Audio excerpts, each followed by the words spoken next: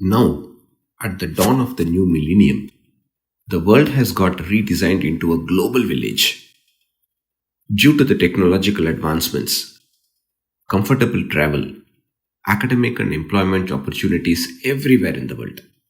More than ever before, the elders now need to know the younger generation in these changing times and sometimes even learn from them. It is then that we come to build a generation bridge. Here, an Indian grandfather is in conversation with his grandson who has had his complete schooling in Scandinavia, majorly in Copenhagen, Helsinki, and in Stockholm, and a small part of his education also in Basel in Switzerland. Suraj, you have just completed your 12th IB in Stockholm, Sweden. But your studies as well as your life varied. You began your school studies in Denmark, as I know. Your preschooling was in Denmark only for a few years, 1 or 2 years. Then your dad was transferred to Finland. You were in Finland for a few years, and then for a short time you were in Switzerland, and at last you ended up in Sweden, and you have just completed. And so, from LKG to 12th, you studied in various schools in various countries, in Denmark and Finland, Switzerland and Sweden. Denmark, of course, for a few years in the beginning, and Switzerland for a short time. Now, taking your life collectively, your school life, now, what do you think about those times? Well, as with most people, I'm glad that it's over. I can now move forward to other things, university for me at least, or at least that's what I have planned. Some of my friends plan to go for some sort of special courses. Some of them also intend to go to university like me, and some of them have decided to take gap years to sort of take time to do other things. Perhaps one of them I know wants to backpack places in South America, I believe it was. Or just take time to, or some others who are taking the gap year just want to have some time to figure out what they want to do. Additionally, looking back on my school years, there was a lot of other things that I've also done. From a young age even, I've pursued several hobbies like sports like swimming, tennis, football, or soccer. I've also pursued music, or at least during my school years, earlier in my school years, I was learning the guitar, and then towards the latter portion, I started playing the piano, or learning the piano as well.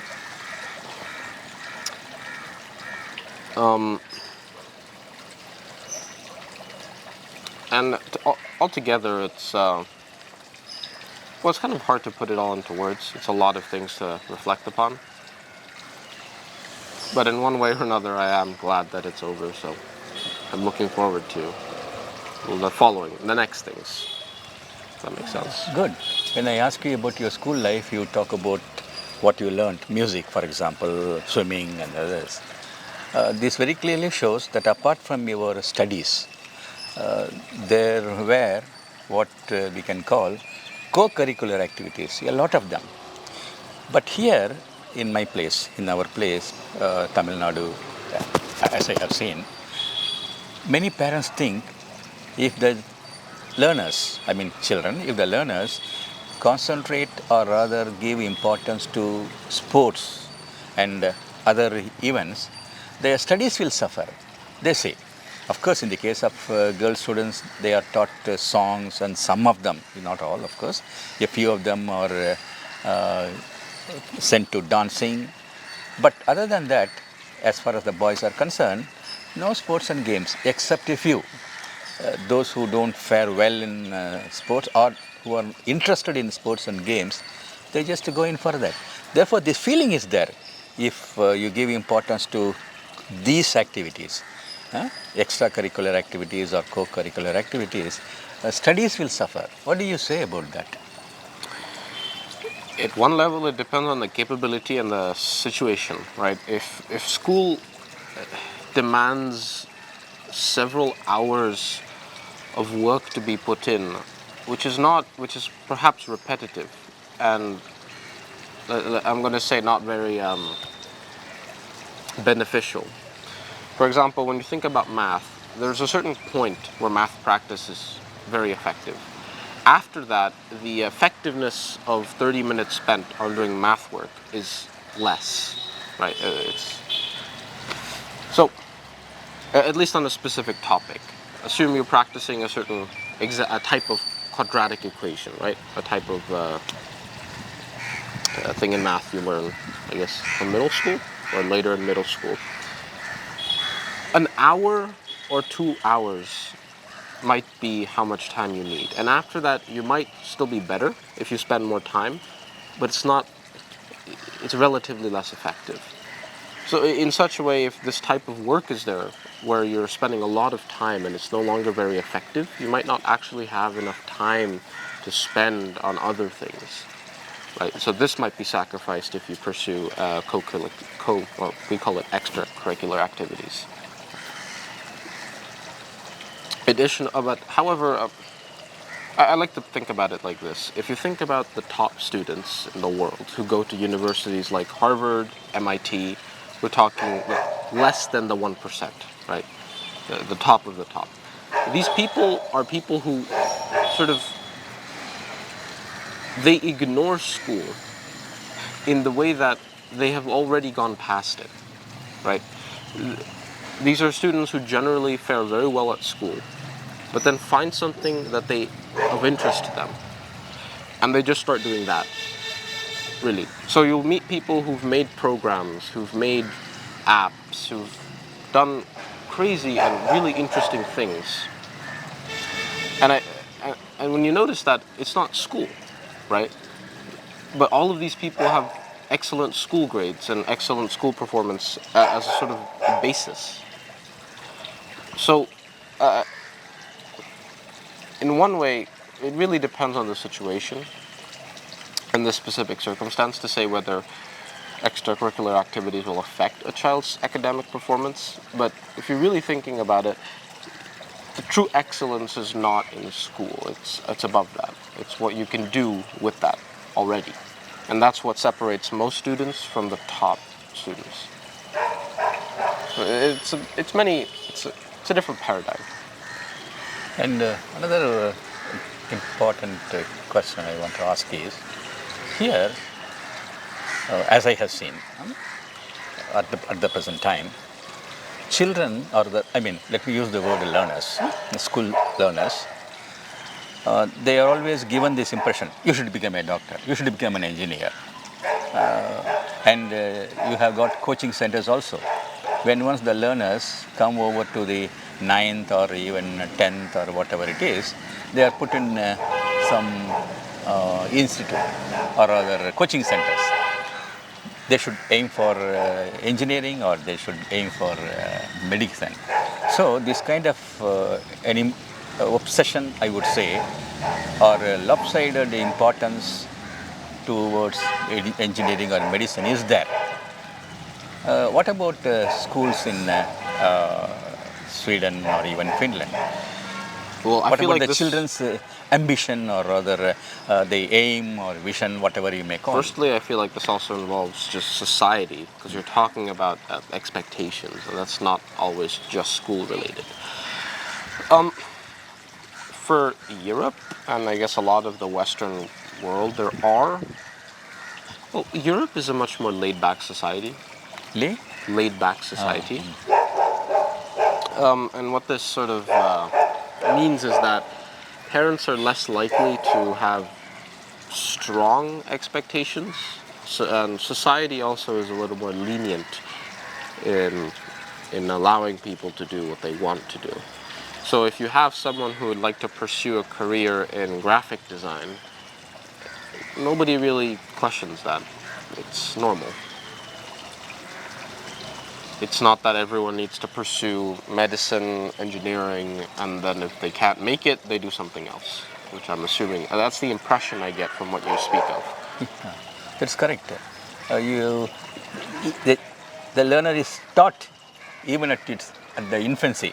Oh, you should try to become a doctor. You should become an engineer. Only if you come the first mark in class, you can get it. Something like that. So they think that that is a way of motivating the learner to children to study well. Okay, and uh, whenever I think of my own school experiences and later my son in the 60s, my own school experiences, and later my son's school experiences in the 70s. This is what always comes to my mind. Going to school, leave alone being in school or in the classroom, that is a different matter. Going to school, that is a traumatic experience. My time, 60s, slightly better because vehicles were very few. But now what happens, the roads are crowded and you have got auto rickshaws. Just before we had cycle rickshaws, now we have got auto rickshaws, and these children are squeezed into this auto rickshaw and cycle rickshaws, and they are going to school. In the evening, the same thing. And just imagine the auto rickshaw and the cycle rickshaw wading through the thoroughfare. And it is a tension to prepare the children to go to school in the morning and expecting them in the evening. It is a traumatic experience. And when once they grow up, the boys and girls, some of them go by cycles. But even that is a little upsetting to the people. But what about your experience of going to school? I think when once you grow up in Finland and later in Switzerland and also in Sweden, your experience of going to school. In most cases, I would take public transport, which involved trains or underground, I think we call it the metro as well. And I used to cycle at times, and I would also walk. These are the three. Actually, I also used to get driven sometimes, but mostly it was public transport, walking, or cycle. To be more specific, in Finland, I would, in the first house we had, my parents would drop me. I was really young. I was, I think, 6 or something. And they would take me in public transport and drop me at school. This ride was maybe 20 to 30 minutes. I'm not sure. It's a really long time back. Then we moved houses, then I was able to walk all the way, and that would take me a maximum of 10 minutes, probably closer to 5. And at this time, sometimes I'd go alone because it's mainly just one long stretch. There isn't many turns, and it's a very central, safe area. So my parents were also comfortable with me walking alone. Then in Switzerland, I would take the public transport usually. In the first house we lived in, that would entail a 25-minute ride. And the second house we moved to, that was a 10 to 15-minute ride. And I would also sometimes opt for cycling instead.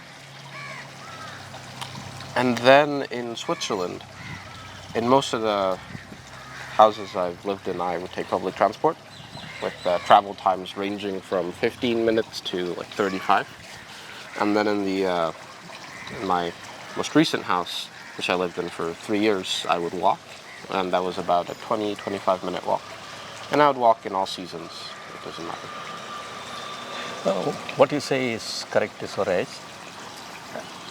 There in Finland and also in Switzerland and of course mainly in Sweden, where I was there for a long time, this is what I have noticed. Roads are broad enough with the pavements and signal lights, And road safety is 100% in my opinion. A 80-year-old, no, not 80-year-old, even 90-year-old man or a woman can cross the road, walk along the pavement, cross the road, go to a shop, buy something, and return home. I myself have seen. Yeah, in Denmark also, I saw one lady, she was 90 years old. From the top floor, she came down and then went to a nearby mall. It was of course a small shop, and then returned. And in Sweden, it is very common. So many old people you can see. Nowadays, we use the word seniors. There's so many senior people you can see going alone or something. And in the case of children, quite naturally, it is like that.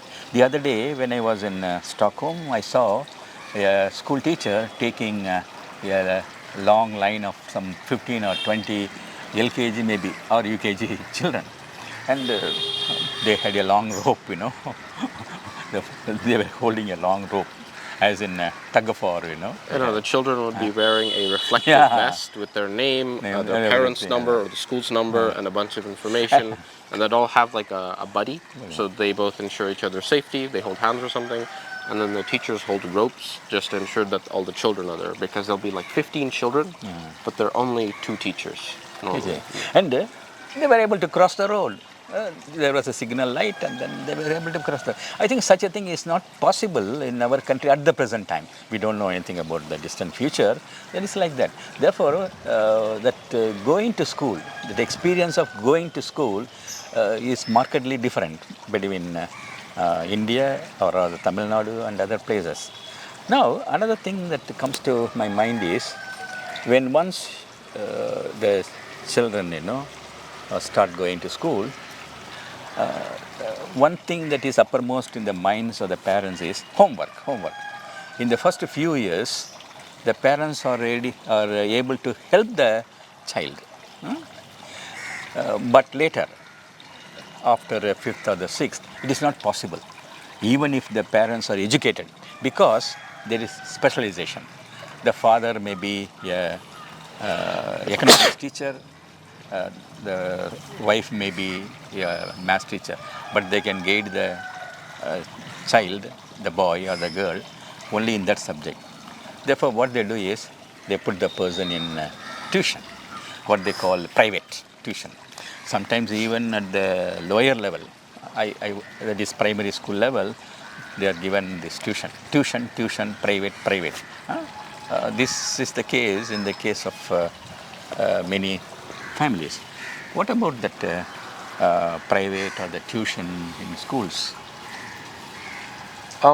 In Europe, private tuitions are only seen much later in education. You never see people with tuitions really until maybe 10th, 11th, maybe 12th grade. However, I also feel like it depends on each individual student's capability. And it's also something special to the school system I did. I did the IB, or International Baccalaureate, and it rises exponentially in difficulty in the last 2 years. So 11th grade is proportionally uncomparable to 10th grade. It is so much more difficult in workload, difficulty, content, depth, in everything. As a result, many people opted for tuition starting from 11th grade, just because of the stark increase or difference in difficulty. So if there's something like that, that also incentivizes people for tuitions. But overall, it's not very common. You also don't have tuition centers like you do in India. Correct. That isn't there. If it's tuition, you might find a tutor, and then you might... It's generally online, if anything. And you generally have it one-on-one. You don't have groups. As I was saying, you don't really have tuition centers. I've never seen that in Europe. Yeah, here in some houses you can see a board, tuition taken for the 4th, 5th, 6th standard, or rather whatever it is. Yeah. And you have it at the tuition center. This is to cope up with the subjects in the classroom, but much later to write the competitive examinations. That is big centers. Okay, very good. That is fine. Now, coming to the classroom experience, we have a proverb. It's actually in English. In Tamil also we have, spare the rod, spoil the child. Huh? In Tamil we say, adiyada maadu, adiyadu. You should beat the cattle, the cow, then only it will obey your commands, like that. So this is what conditioned the classroom atmosphere in schools. They're very strict. One reason may be the large classes. In a class there are 50 or 60 learners, and the teacher, whether the boy, whether there's a lady or somebody, they wield the cane. And if you see some of the old Tamil films, or even Telugu films, any classroom teacher is always shown with a stick in hand. Just as a soldier is shown with a gun in hand, a teacher is always shown with a The weapon cane of the teacher. in hand. Otherwise, he's not a teacher. In some cases, he will be wearing a panchakacham and then a tuft, in some cases, but mainly this stick. What do you say about that?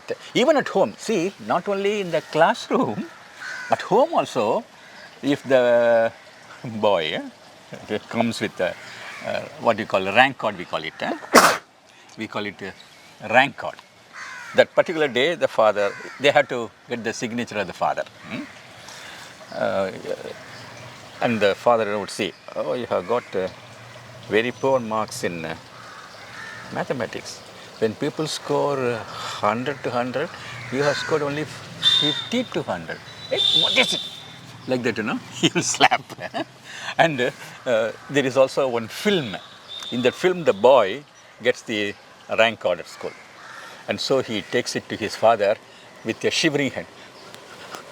Dad, what is it? Rank card. Shami, like that. So this is the scenario whenever a rank card is given. You have to score good marks, in the subjects. Otherwise, you get caning not only from the teacher, but also sometimes. I don't say that all fathers were like that, all mothers were like that, but there were a few instances. Of course, I had never been killed by my father or scolded by my mother. He would simply shout, hey, study man, then only you can live well. That is advice given. Other than that, nothing. What about the experience in Scandinavian schools? Before that, I shall cite another proverb, somewhat of a rebuttal. You've probably heard of this as well. You can take a horse to the water, but you can't make it drink. Right? So even with forcing, beating, you can only go so far. Right? And sort of taking on from that, I'll actually tell a story then. I was at the hospital, a children's ward, a couple, I guess now it was a week and a half ago.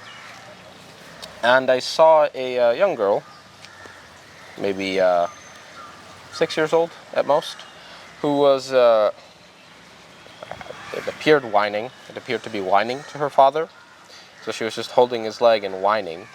And the father then, after a bit, sort of knelt down a bit, or bent forward, and smacked the child on the back. And in the hospital, no one really did anything. I think one receptionist sort of looked and nodded her head. I mean, not nodded, but like sort of, what do you say? Was shaking her head at it, and perhaps not very happy about it. But no one really did anything.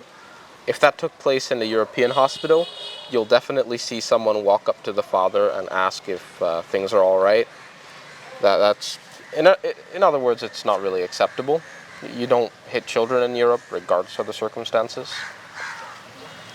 If that actually happened, the story that I was talking about in a European hospital, you definitely have someone ask questions. And if there was a history of the father hitting the child, and it was serious, they might even consider other options, like the father might be forced to attend sort of an education camp, or like a training camp on basically not hitting children.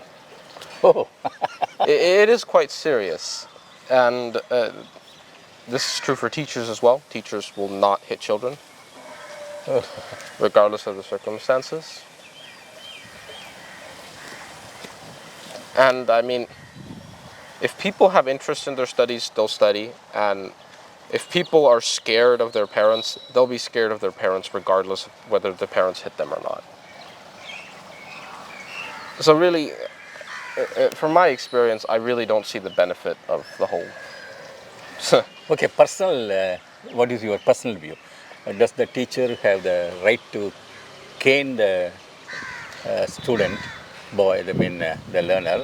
Uh, is it? What is personal opinion? Personal, nothing to do with the education system. Eh? No, I don't think that's. I don't think it's very. It serves much purpose, really. It's an intimidation factor, right? It makes the teacher seem more powerful. It makes the teacher seem more dangerous. So you fear them, but in such a way, this doesn't necessarily mean that you do not respect them. But I personally would respect them less. Oh. Because if you need to resort to hitting children to make them do what you want, I feel like that speaks for lacking in other departments in terms of you might not be so, how would you say, inspirational. I feel like you might be substituting something by hitting children as a means of making them do things.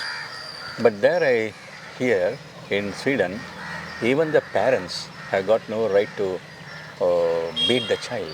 Well, the idea is that everyone is their own person, right? At any point in their life, parents are just very close, right? They're supposed to be a guide, and that doesn't mean that they should hold rights to hit you. You studied in IB, International Baccalaureate, in various Baccalaureate. countries, mainly in all these Scandinavian countries. This brings to my mind a similar experience in India. We have central government servants, we call them central government servants. They are liable for transfer of one state to another state. In that case, the children's education is bound to suffer because every state has got its own language. Tamil, of course, Tamil Nadu, and Telugu, I mean Andhra, like that. So, the government has got some schools, they're called as central schools or Kendriya Vidyalaya. And the parents, when once they are transferred to that place, they can put the wards, the children, in that school, so that the education does not suffer. It is the same system pattern. Only thing is, from one place, they are in another place. That's all. But the school atmosphere doesn't give them a different world altogether. Can I say it is like that with you? For example, in your case, these countries have their own languages. Denmark, of course, Danish, and Switzerland, of course, 3 languages because it is there, in the midst of 3 countries, Italian, German, and French. And your family was there near the German border. Therefore, we can very well say you were in the German-speaking area. And Sweden, of course, Swedish. Finland, of course, Finnish. And you did not suffer. I would say that you did not experience difficulty because English is the main language. In school. In the school. So it did not suffer. Can I compare this international schools, what you call IB international schools, with this Kendriya Vidyalaya or central schools in India? Perhaps, but first of all, IB and international schools are 2 different things. International schools, in my experience, tend to offer IB, but it doesn't mean that international schools will offer IB, right? These are 2 different things. Even a public school or any school can offer the IB. How it happens is you must be qualified, and the IB will certify you to teach their course. Then you pay some money to the IB to teach their course. And of course, then you have the exams and everything, and you pay the IB for those exams. Much like the advanced placement in the United States, AP tests, if you're familiar with those. Which is to say that the government plays no role in this. International schools generally are privately founded and owned, and the IB is its own entity, and so these are all privately done systems, privately owned or privately founded. Not like these. What was the name again? Pardon? The name of the schools you were describing? Central schools or Kendriya Vidyalaya. Okay, the central schools, which I assume is government provided and government run. All of the things that I'm talking about are the government plays no role in them, and that's the difference, I would say. But otherwise, the effect is somewhat similar, where you can move to various countries while not having education suffer. Language is one thing, but the system is also there, right? The education system. And with my case, I was always in the same education system, regardless of where I was. For example, have you heard of IGSE or IGCE? No. It's a school system. There's also the American school system, the high school system. India probably has its own different school systems. And all of these are slightly different, right? They focus on different aspects of education. They take different areas of certain subjects, and they have their own approach. And being able to pursue the same system is actually very beneficial as well. Language is one thing, but this is also important. So I believe the schools you were describing, the central schools, also follow the same curriculum. Maybe I should have said curriculum. And the existence of IB schools, or schools that offer IB functions similarly in that aspect. The same curriculum, and the language tends to be English. No, this IB, International Claudia, the medium of instruction is English, or it can be some other language also. The medium of instruction has to be either English, French, or Spanish. Oh, only one of these things. Or it can also be more than one. It can be two. My school only is English medium.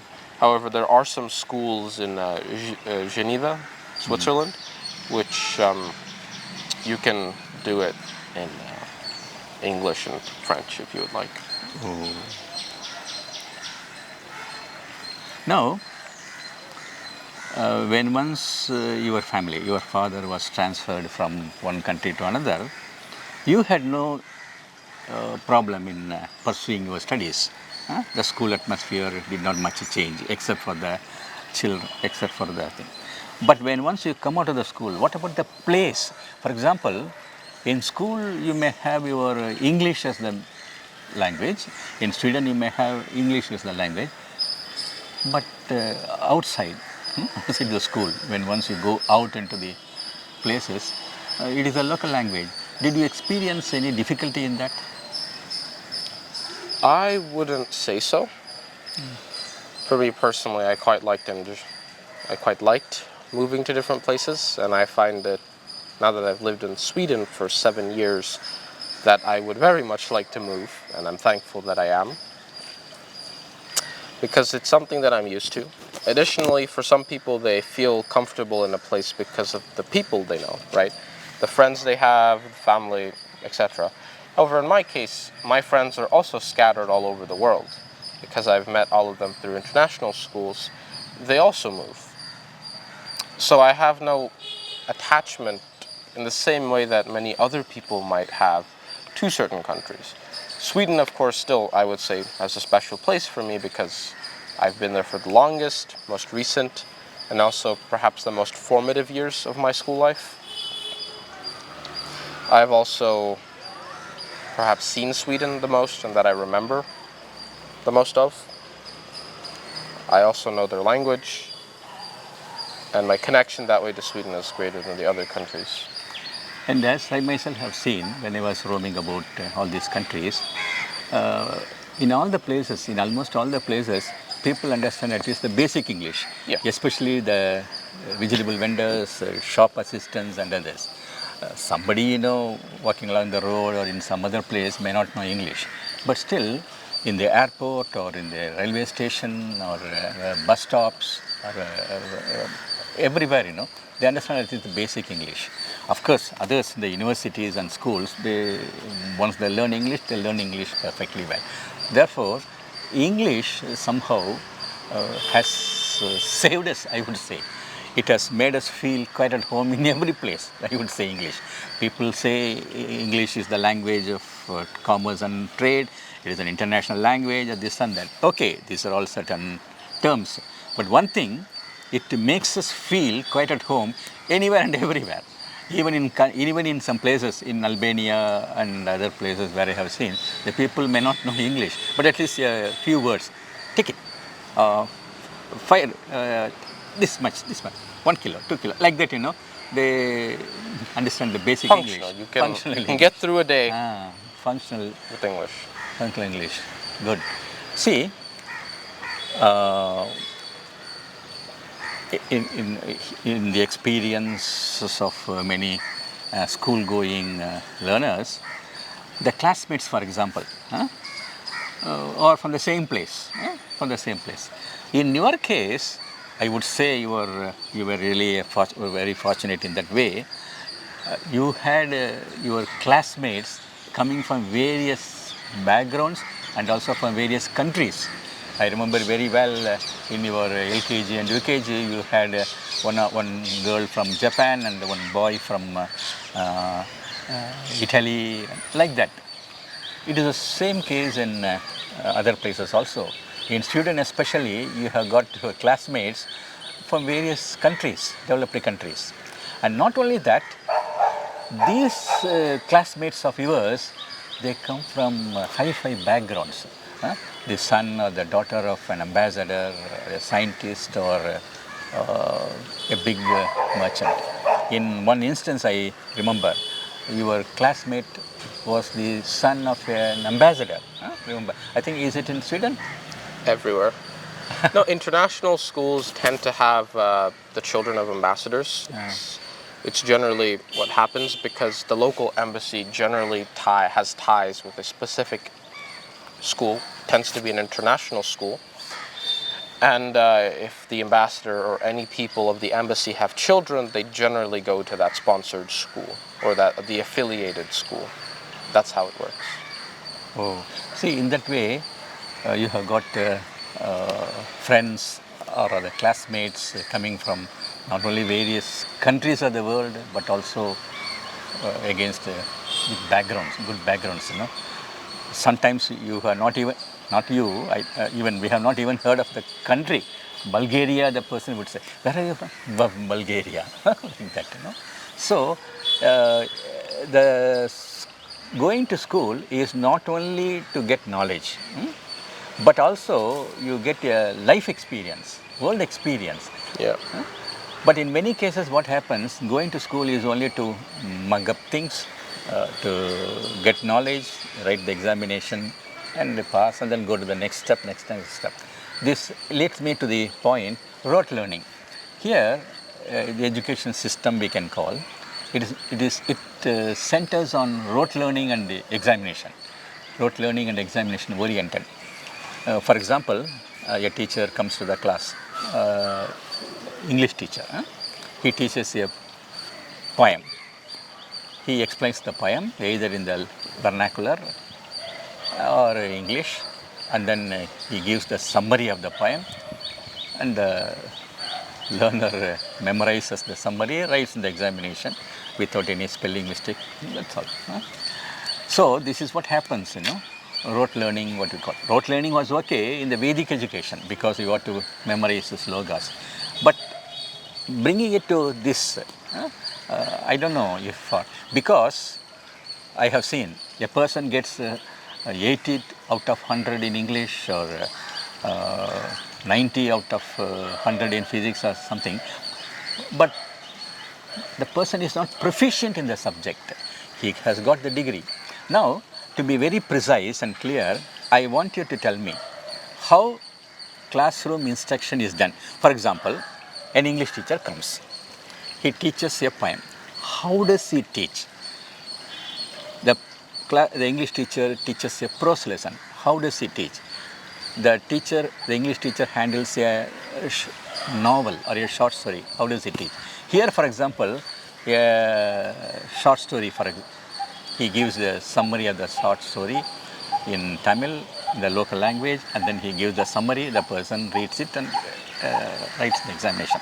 Now, can you give any example how a particular prose lesson or a poem is taught, or a short story is taught, or a novel is taught?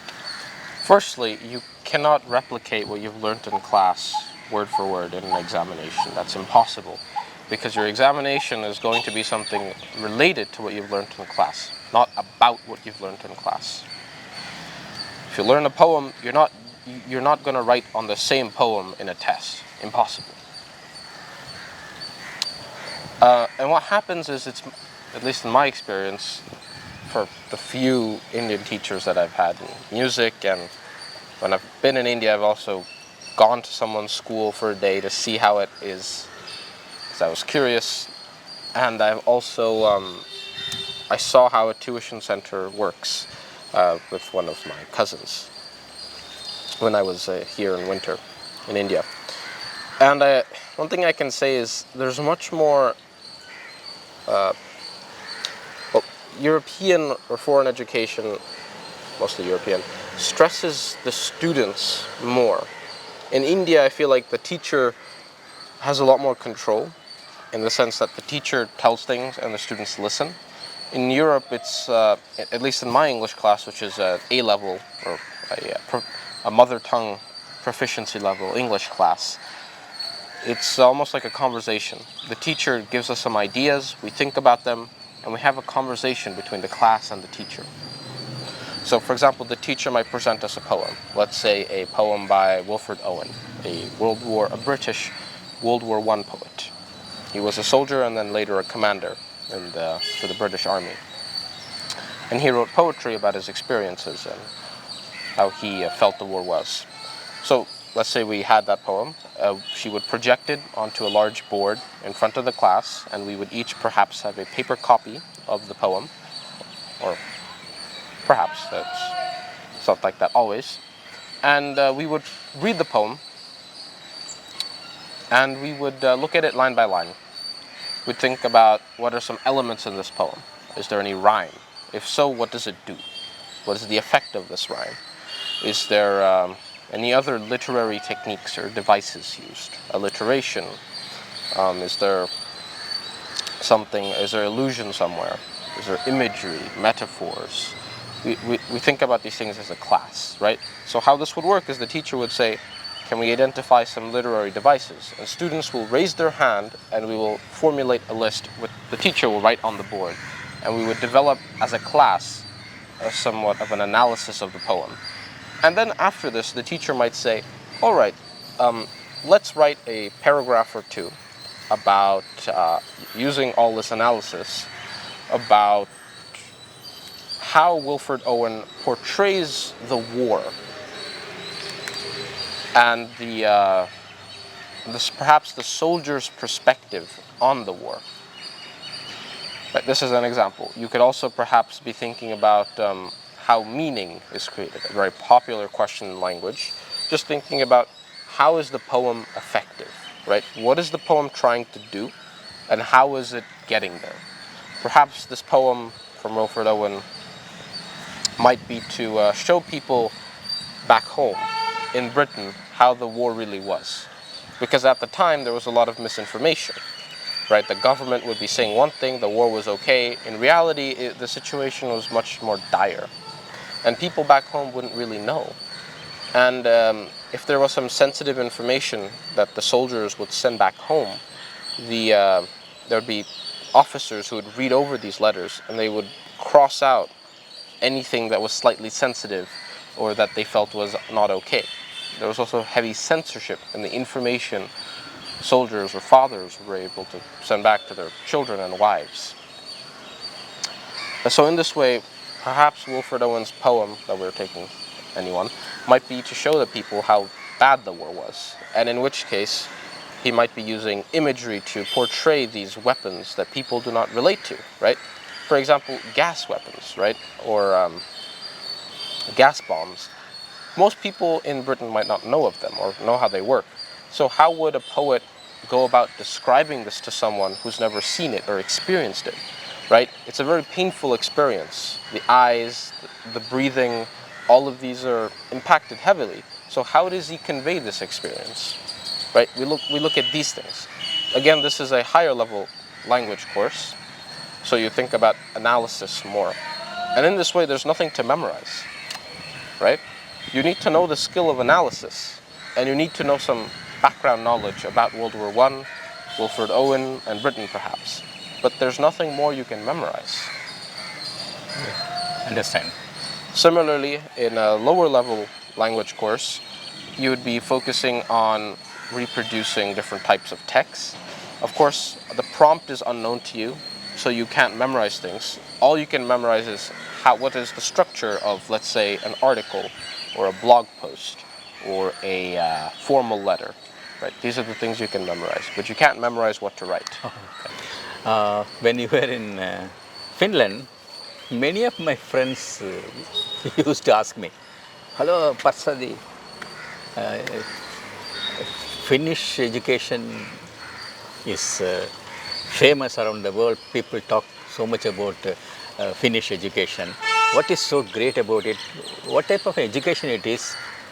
And people talk about it, even people in other countries of the world, like America or Britain, they go there to study it. What is so special about it? They used to ask me. But you were in Finland, of course, for a few years, but in an international school.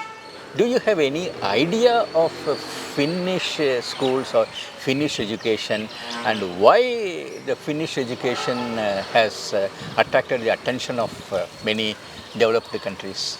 Well, before that, I also do have some experience with the Finnish education. Not by being in the Finnish education, but the international school I was in obviously took inspiration from it. And this is partly due to how the IB works. The IB isn't a very strict curriculum in terms of guidelines. It gives loose suggestions on how people should teach and what people should. They give clear indicators of what people should teach, but they don't really talk about how. So in this way, the school I was in took a lot of influence from the Finnish type of education. And what this meant was when you learn perhaps math and architecture, maybe not architecture, but art, you might actually go to a museum and learn things from there, right? You might actually go to a famous building known for its architecture, and the teacher might take you there, right? Explain to you how mathematics is used in combination with arts, perhaps. You're also thinking about the real-life applications of math, and then you might go back and start learning these things, right? So, well, one example might be, let's say you have a balcony, right? You might see a balcony.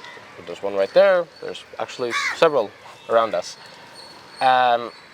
It's essentially some concrete that sticks out of a building, right? We can simplify it to remove any fencing, and we can just say that it is a concrete slab that extends off a building, right? If we simplify this, we can actually apply simple mathematics to figure out how much force the slab of concrete provides on the building. So then we need to know the amount of force that the material of the building should be able to provide. So now we're thinking about math in context. What I was speaking about is I guess, rotational forces. It's a concept in physics, and it's basically just math, as most things in physics are. And in this way, you get a much better perspective on how abstract things relate to reality. And you can extend this to several other things. Even in Sweden, I remember when we were learning about different dynasties in China, I think in 7th grade, we went to a museum about these different dynasties, which was about 30 minutes away. And we saw their exhibits about these different dynasties. We saw some of the relics and the different pots and different tools that were from those dynasties. Similarly, when we were learning about the early humans, right, the first humans, we went to a museum which talked about prehistoric humans and things. So in this way, we have a much more holistic education, and we have multiple, well, we learn things through various means, not just a classroom. Good. So you have given a very good picture of your school experiences. In conclusion, I would come down to your personal level. Your father, Mangalagiri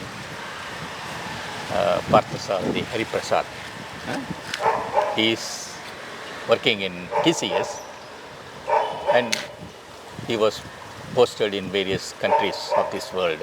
Of course, first he was in Japan and then Netherlands, but when once you were born, his postings were restricted, I would say, restricted to these countries. And because of your father's job, your father was an IT expert, and this IT industry, IT field, and great corporate giants like TCS, Wipro, and others have given undreamt of life to many families in India. And your family, your father, or rather our family, is fortunate in that. So your father was an IT expert, as a consultant, and your mother was working for some time, and later she left the job just to look after you. Now, what do you feel about your family atmosphere, family circumstances? Do you think, however much we talk about individuality, as far as the Indian situation is concerned, Indian culture is concerned, the family environment or the parents' relationships play a great role in molding the next generation? Are you asking for the significance of family in someone's identity as a child? Well, put it like this. I'll put it like this. As a child, you're basically a blank slate, right? You know almost nothing, and you somehow need to develop a complex personality able to function in society, which is very, different. You need to know, if I want to go down there, how do I get down there? I need to use those stairs. That's a door. I need to learn how to open that door. These are all things we do instinctively, but those are things we learned at some point, right? You have to learn to point. That's also something that you don't know. Hand gestures, eye contact. Some of these might come instinctually, right, naturally, but these are also things that you need to learn, right? How to sit, how to put on that watch you have. All of these are things we have to learn. So in this way, we learn so many things from our immediate surroundings, which are generally our parents. So in a lot of ways, our parents shape our identity in the shadows, I would say. We never really know. As a child, you may think you're quite different, but then let's say you go out, you'll find yourself sort of defaulting to how your parents treated life, just because you don't know how to do it. If you see someone, well, let's say all you've known to get down a building is to scale the wall. So to get down there, I would actually climb this wall here, right? Instead of taking the stairs over there. I wouldn't know how to take the stairs. I would climb down this, right? Similarly, if I see a different house, I will try to do the same. This is an extreme example, but it's to say in unfamiliar situations, you're going to default to what you've seen, right? And in such ways, you generally do what your parents do, or maybe a close friend. So this way, parents do affect you a lot. But of course, you can change that, right? As long as you're aware of what it is that you're doing, you can make your own decisions and say, well, you can try to pave your own way. And this is what people end up doing much later in life, of course, but you can do it at any point as long as you're conscious enough. But I guess for me more personally, because I have Indian parents who were born and brought up in India, though I was also born in India, but I was brought up in other places. They, in the beginning, I would say they were more Indian, but later onwards they've adopted a more international perspective on life, you could say. They will never leave their Indian, I don't want to even say roots, because I don't think they've left India so much to say that they have Indian roots. I feel like they're still very Indian. But by seeing different cultures, they recognize the instances where, well, metaphorically speaking, where Indian culture climbs the wall to get up a building. And they see that there's other cultures that know how to take the stairs, right? Obviously, you want to take the stairs, in this case. So, what this means is that they've also, by seeing so many different things, they've sort of questioned their own beliefs and their aspects of Indian culture, and they've improved on it. Not Indian culture, but they've improved on themselves. So in ways they associate to some extent with Indian culture, but also with all cultures. They've developed in that way by seeing these different cultures. And similarly, this happened alongside my development. So I've also done that. I've also sort of taken inspiration from, or I've taken aspects of Indian culture, European culture, Finnish, Swiss, even German, even though I haven't lived there, in all aspects of all cultures, really. That's what I feel. Well, thank you. Thanks a lot to you, Swaraj. Your education and your life, the credit for that goes as much to the society as to your father, Mr. Hari Mangalagiri, Hari Parthasarathy Hari Prasad, and most importantly to your mother, Meher Jata Chintapalli. My thanks to them through you. Thank you, Swaraj. Thank you.